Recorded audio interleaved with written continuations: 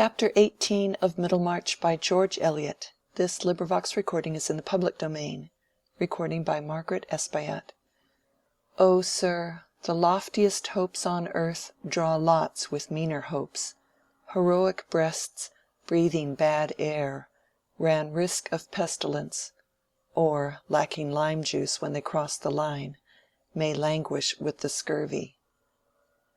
Some weeks passed after this conversation before the question of the chaplaincy gathered any practical import for Lydgate, and without telling himself the reason, he deferred the predetermination on which side he should give his vote.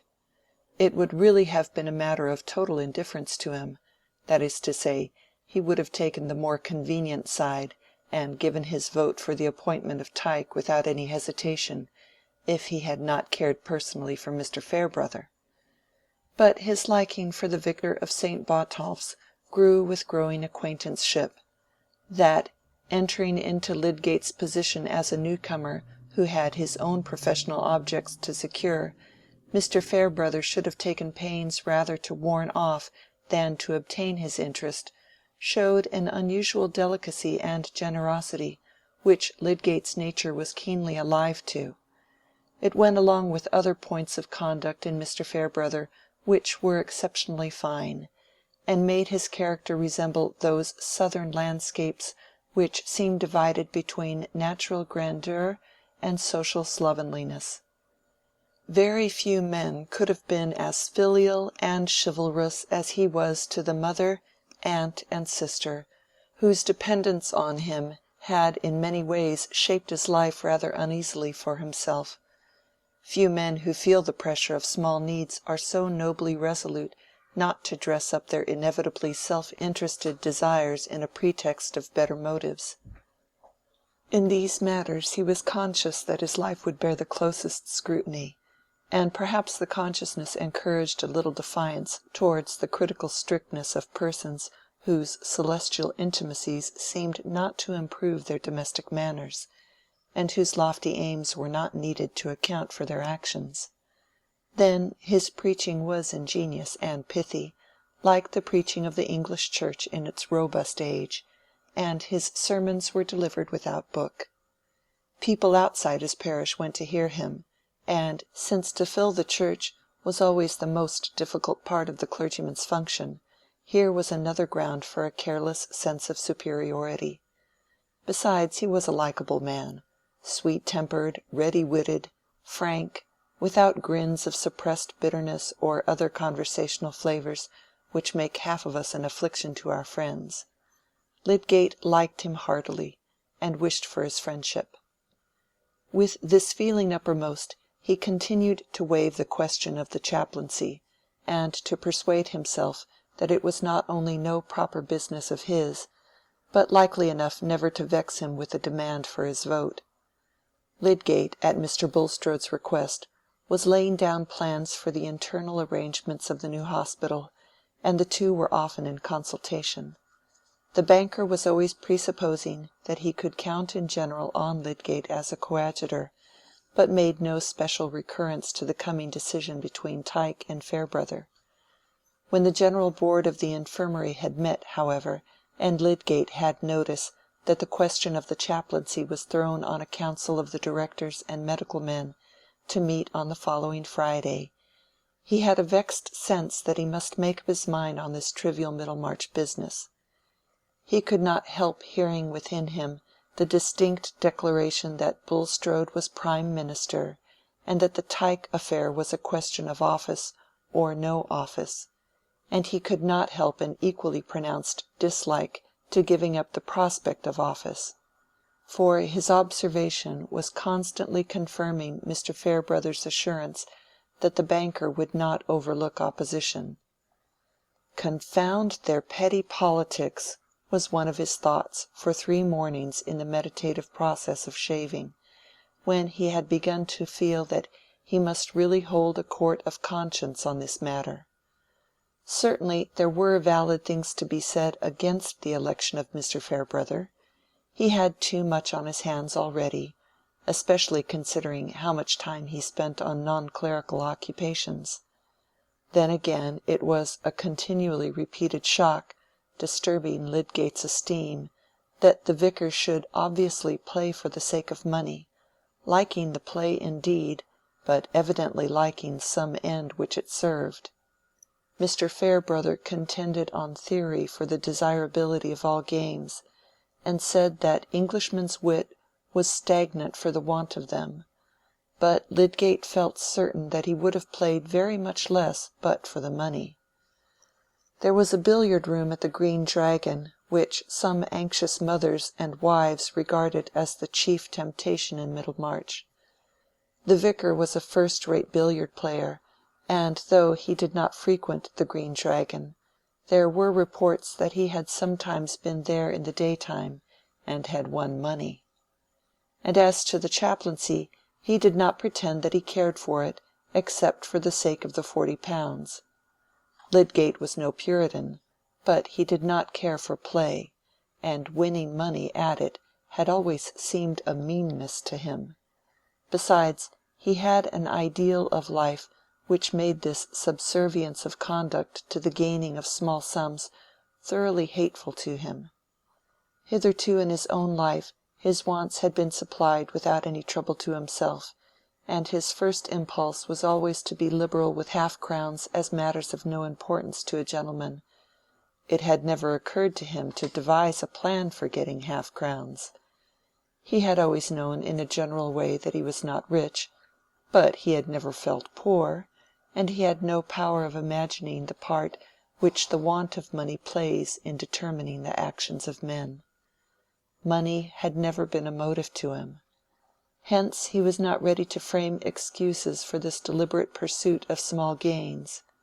It was altogether repulsive to him, and he never entered into any calculations of the ratio between the vicar's income and his more or less necessary expenditure.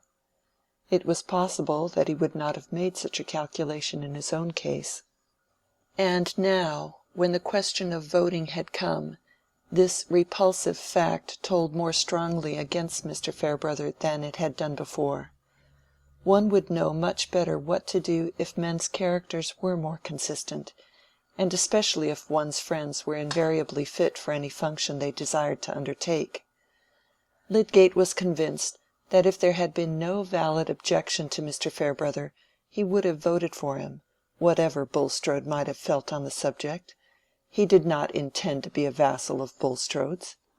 On the other hand, there was Tyke, a man entirely given to his clerical office, who was simply curate at a chapel of ease in St. Peter's parish, and had time for extra duty. Nobody had anything to say against Mr. Tyke, except that they could not bear him, and suspected him of cant. Really, from this point of view, Bulstrode was thoroughly justified. But whichever way Lydgate began to incline, there was something to make him wince, and being a proud man, he was a little exasperated at being obliged to wince. He did not like frustrating his own best purposes by getting on bad terms with Bulstrode.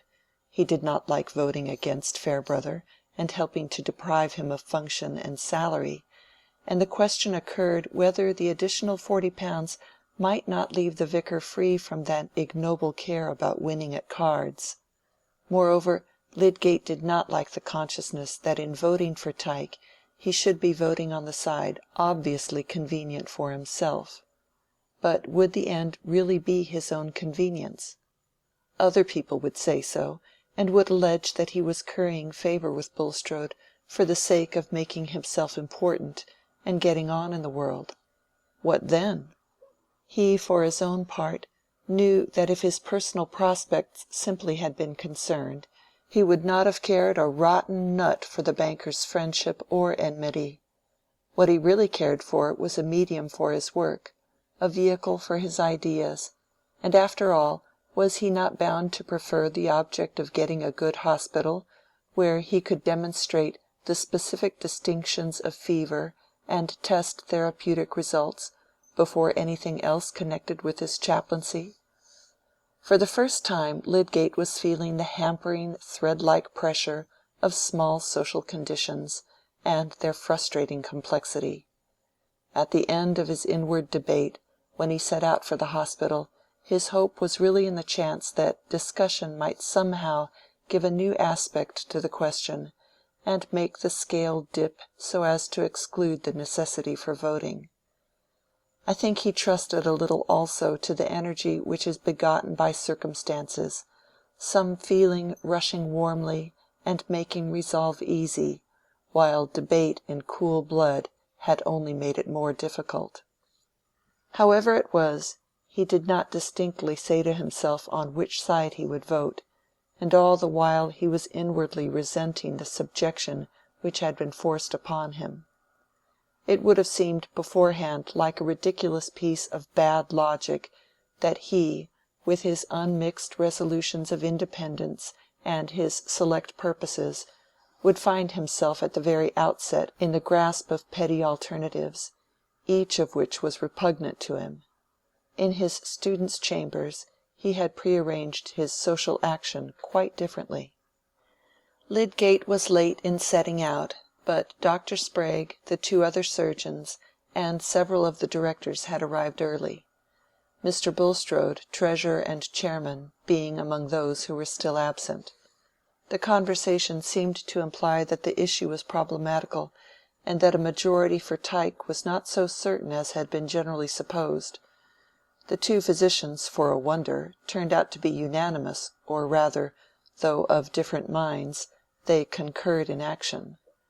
Dr. Sprague, the rugged and weighty, was, as every one had foreseen, an adherent of Mr. Farebrother.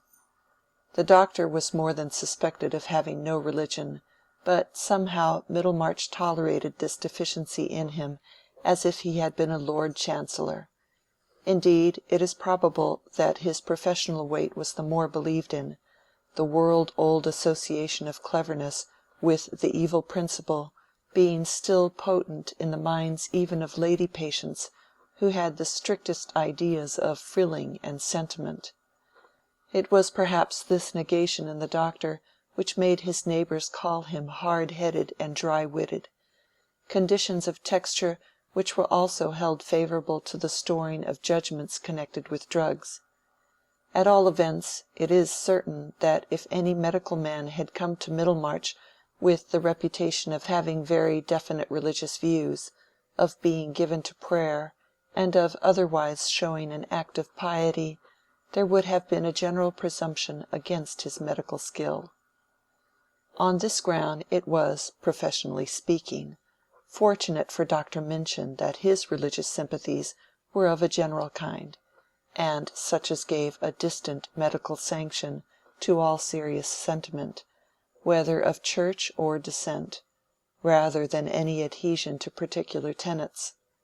If Mr. Bulstrode insisted, as he was apt to do, on the Lutheran doctrine of justification, as that by which a church must stand or fall, Dr. Minchin in return was quite sure that a man was not a mere machine or a fortuitous conjunction of atoms. If Mrs. Wimple insisted on a particular providence in relation to her stomach complaint, Dr. Minchin for his part liked to keep the mental windows open and objected to fixed limits. If the Unitarian brewer jested about the Athanasian Creed, Dr. Minchin quoted Pope's Essay on Man. He objected to the rather free style of anecdote in which Dr. Sprague indulged, preferring well-sanctioned quotations, and liking refinement of all kinds. It was generally known that he had some kinship to a bishop, and sometimes spent his holidays at the palace. Dr. Minchin was soft-handed, pale-complexioned, and of rounded outline, not to be distinguished from a mild clergyman in appearance, whereas Dr. Sprague was superfluously tall. His trousers got creased at the knees, and showed an excess of boot at a time when straps seemed necessary to any dignity of bearing. You heard him go in and out, and up and down, as if he had come to see after the roofing. In short, he had weight, and might be expected to grapple with a disease and throw it, while Dr. Minchin might be better able to detect it lurking and to circumvent it. They enjoyed about equally the mysterious privilege of medical reputation, and concealed with much etiquette their contempt for each other's skill.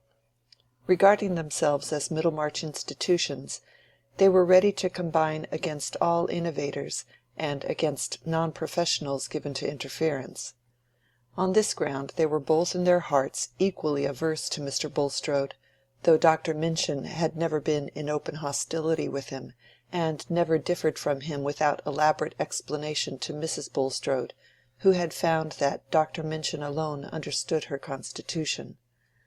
A layman who pried into the professional conduct of medical men and was always obtruding his reforms, though he was less directly embarrassing to the two physicians than to the surgeon apothecaries who attended paupers by contract, was nevertheless offensive to the professional nostril as such, and Dr. Minchin shared fully in the new pique against Bulstrode, excited by his apparent determination to patronize Lydgate.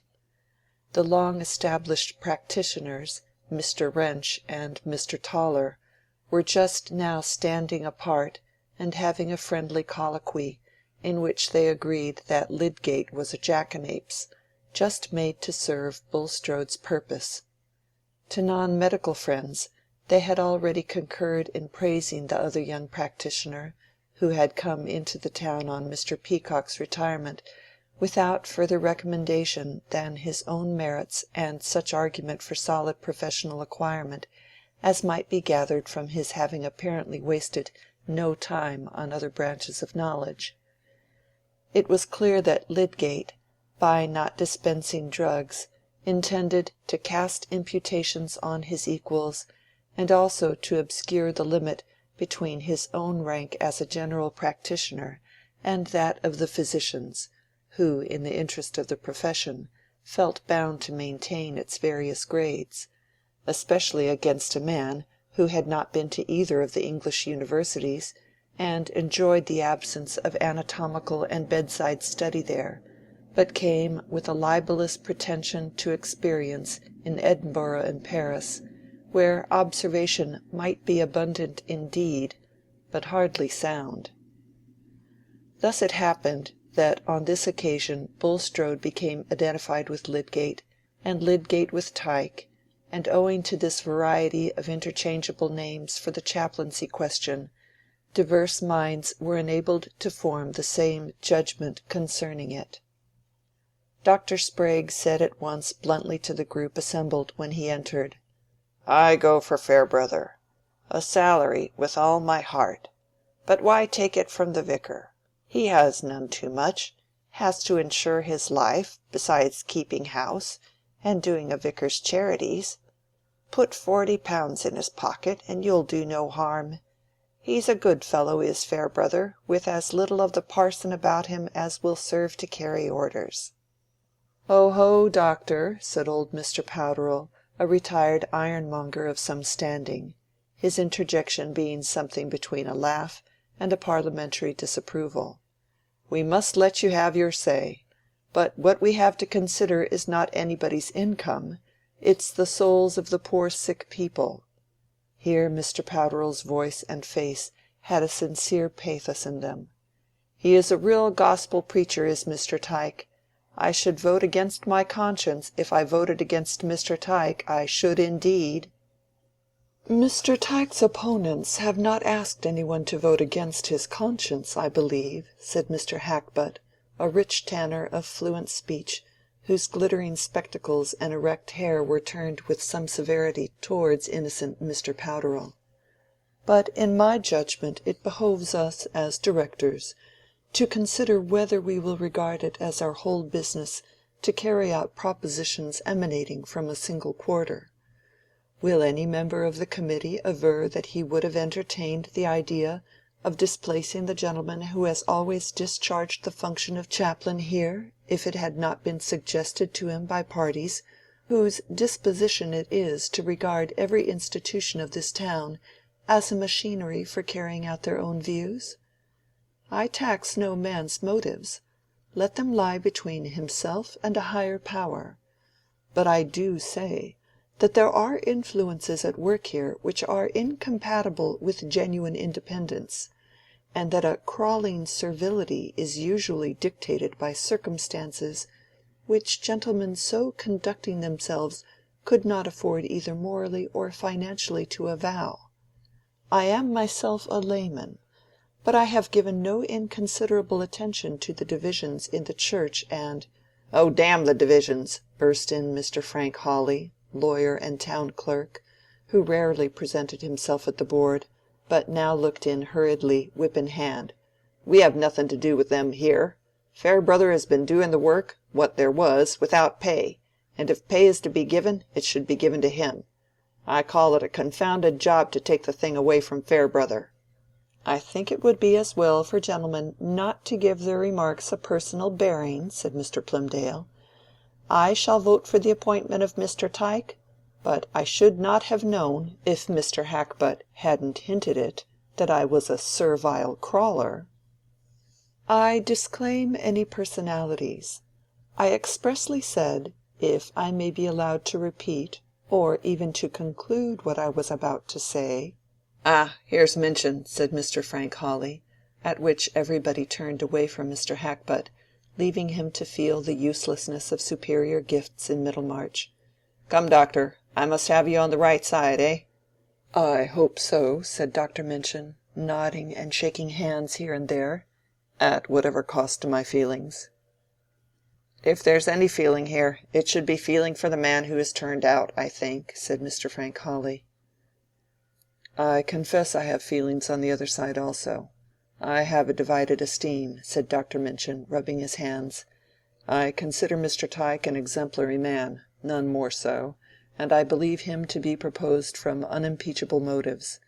I, for my part, wish that I could give him my vote, but I am constrained to take a view of the case which gives the preponderance to Mr. Farebrother's claims.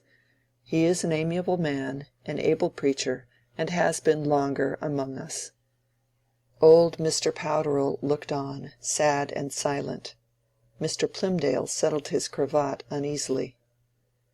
"You don't set up Farebrother as a pattern of what a clergyman ought to be, I hope," said Mr. Larcher, the eminent carrier, who had just come in. "I have no ill will towards him, but I think we owe something to the public, not to speak of anything higher, in these appointments. In my opinion, Farebrother is too lax for a clergyman. I don't wish to bring up particulars against him, but he will make a little attendance here go as far as he can." "And a devilish deal better than too much," said Mr. Hawley, whose bad language was notorious in that part of the county. "Sick people can't bear so much praying and preaching.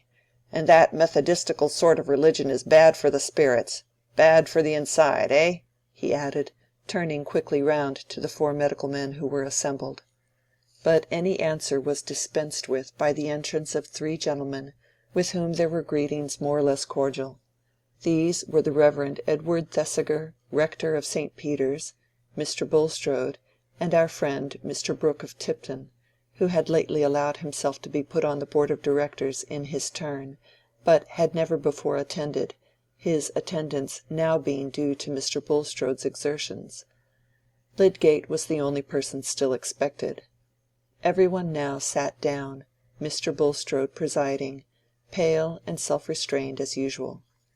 Mr. Thesiger, a moderate evangelical, wished for the appointment of his friend Mr. Tyke, a zealous, able man, who, officiating at a chapel of ease, had not a cure of souls too extensive to leave him ample time for the new duty.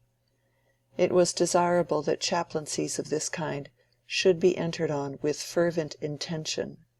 They were peculiar opportunities for spiritual influence, and while it was good that a salary should be allotted, there was the more need for scrupulous watching lest the office should be perverted into a mere question of salary.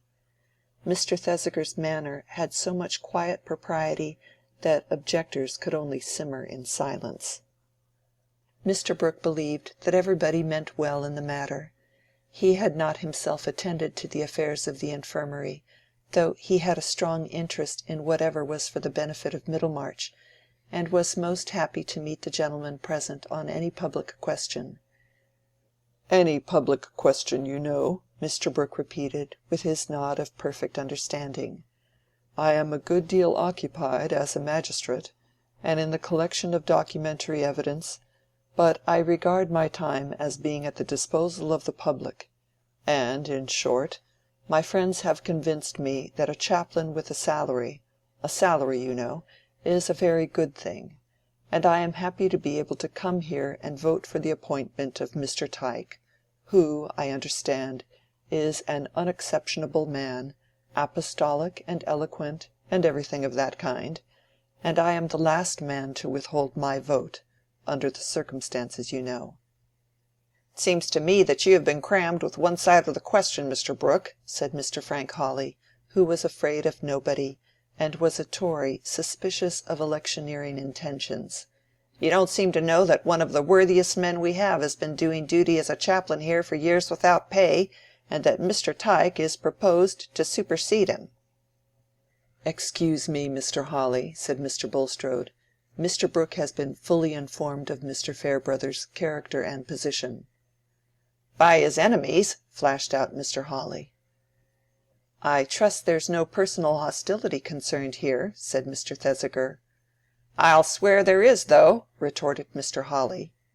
"Gentlemen," said Mr. Bulstrode, in a subdued tone, "the merits of the question may be very briefly stated, and if any one present doubts that every gentleman who is about to give his vote has not been fully informed, I can now recapitulate the considerations that should weigh on either side." "I don't see the good of that," said Mr. Hawley. "I suppose we all know whom we mean to vote for. Any man who wants to do justice does not wait till the last minute to hear both sides of the question. I have no time to lose, and I propose that the matter be put to the vote at once." A brief but still hot discussion followed before each person wrote Tyke or Farebrother on a piece of paper and slipped it into a glass tumbler, and in the meantime Mr. Bulstrode saw Lydgate enter. "I perceive that the votes are equally divided at present," said Mr. Bulstrode, in a clear biting voice. Then, looking up at Lydgate, "There is a casting vote still to be given. It is yours, Mr. Lydgate. Will you be good enough to write?" "The thing is settled now," said Mr. Wrench, rising. "We all know how Mr. Lydgate will vote." "You seem to speak with some peculiar meaning, sir," said Lydgate, rather defiantly, and keeping his pencil suspended. "I merely mean that you are expected to vote with Mr. Bulstrode. Do you regard that meaning as offensive?" "It may be offensive to others, but I shall not desist from voting with him on that account." Lydgate immediately wrote down Tyke. So the Reverend Walter Tyke became chaplain to the infirmary, and Lydgate continued to work with Mr. Bulstrode. He was really uncertain whether Tyke were not the more suitable candidate, and yet his consciousness told him that if he had been quite free from indirect bias, he should have voted for Mr. Farebrother. The affair of the chaplaincy remained a sore point in his memory as a case in which this petty medium of Middlemarch had been too strong for him. How could a man be satisfied with a decision between such alternatives and under such circumstances? No more than he can be satisfied with his hat, which he has chosen from among such shapes as the resources of the age offer him, wearing it at best with a resignation which is chiefly supported by comparison. But Mr. Farebrother met him with the same friendliness as before. The character of the publican and sinner is not always practically incompatible with that of the modern Pharisee, for the majority of us scarcely see more distinctly the faultiness of our own conduct than the faultiness of our own arguments, or the dullness of our own jokes. But the vicar of St. Botolph's had certainly escaped the slightest tincture of the Pharisee, and by dint of admitting to himself that he was too much as other men were, he had become remarkably unlike them in this, that he could excuse others for thinking slightly of him, and could judge impartially of their conduct even when it told against him. "The world has been too strong for me, I know," he said one day to Lydgate, "but then I am not a mighty man. I shall never be a man of renown. The choice of Hercules is a pretty fable, but Prodicus makes it easy work for the hero, as if the first resolves were enough. Another story says that he came to hold the distaff, and at last wore the Nessus shirt. I suppose one good resolve might keep a man right, if everybody else's resolve helped them. The vicar's talk was not always inspiriting. He had escaped being a Pharisee, but he had not escaped that low estimate of possibilities which we rather hastily arrive at as an inference from our own failure. Lydgate thought that there was a pitiable infirmity of will in Mr. Farebrother. Chapter 19